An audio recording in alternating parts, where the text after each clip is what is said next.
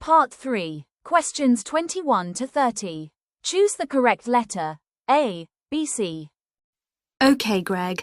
So I finally managed to read the article you mentioned. The one about the study on gender in physics. About the study of college students done by Akira Miyake and his team. Yeah, I was interested that the researchers were actually a mix of psychologists and physicists. That's an unusual combination. Yeah. I got a little confused at first about which students the study was based on. They weren't actually majoring in physics. They were majoring in what's known as the STEM disciplines. That's science, technology, engineering and math. Yes, but they were all doing physics courses as part of their studies. That's correct. So, as I understood it, Miyake and co. started from the fact that women are underrepresented in introductory physics courses at college, and also that, on average, the women who do enrol on these courses perform more poorly than the men. No one really knows why this is the case. Yeah, but what the researchers wanted to find out was basically what they could do about the relatively low level of the women's results. But in order to find a solution, they needed to find out more about the nature of the problem. Right. Now, let's see if I can remember. It was that in the physics class, the female students thought the male students all assumed that women weren't any good at physics. Was that it? And they thought that the men expected them to get poor results in their tests. That's what the women thought, and that made them nervous, so they did get poor results. But actually, they were wrong. No one was making any assumptions about the female students at all. Anyway, what Miyake's team did was quite simple, getting the students to do some writing before they went into the physics class. What did they call it? Values affirmation.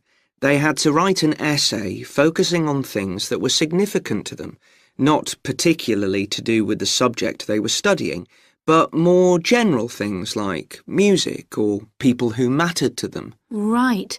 So the idea of doing the writing is that this gets the students thinking in a positive way. And putting these thoughts into words can relax them and help them overcome the psychological factors that lead to poor performance. Yeah. But what the researchers in the study hadn't expected was that this one activity raised the women's physics grades from the C to the B range. A huge change. Pity it wasn't to an A, but still.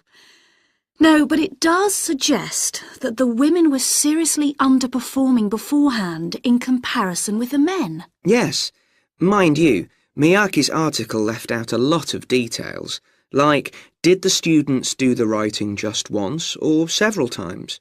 And had they been told why they were doing the writing? That might have affected the results. You mean if they know the researchers thought it might help them to improve, then they just try to fulfill that expectation? Exactly.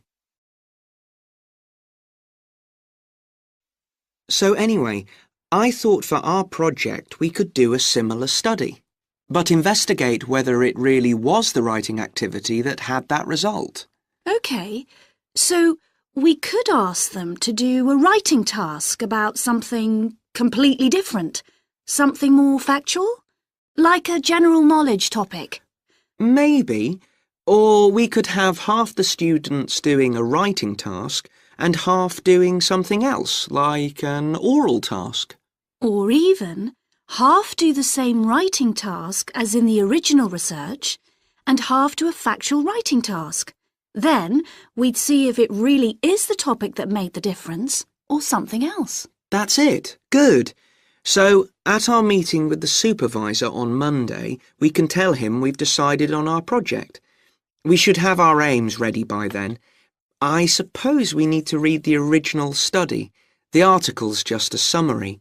And there was another article I read by Smolinski. It was about her research on how women and men perform in mixed teams in class, compared with single-sex teams and on their own. Let me guess. The women were better at teamwork. That's what I expected. But actually, the men and the women got the same results, whether they were working in teams or on their own. But I guess it's not that relevant to us. What worries me, anyway, is how we're going to get everything done in the time. We'll be okay now we know what we're doing. Though I'm not clear how we assess whether the students in our experiment actually make any progress or not. No, we may need some advice on that. The main thing's to make sure we have the right size sample, not too big or too small. That shouldn't be difficult. Right, what do we need to do next? We could have a look at the timetable for the science classes. Or perhaps we should just make an appointment to see one of the science professors. That'd be better. Great. And we could even get to observe one of the classes. What for? Well, OK, maybe let's just go with your idea. Right, well, I think that's everything. Please wait for the answers.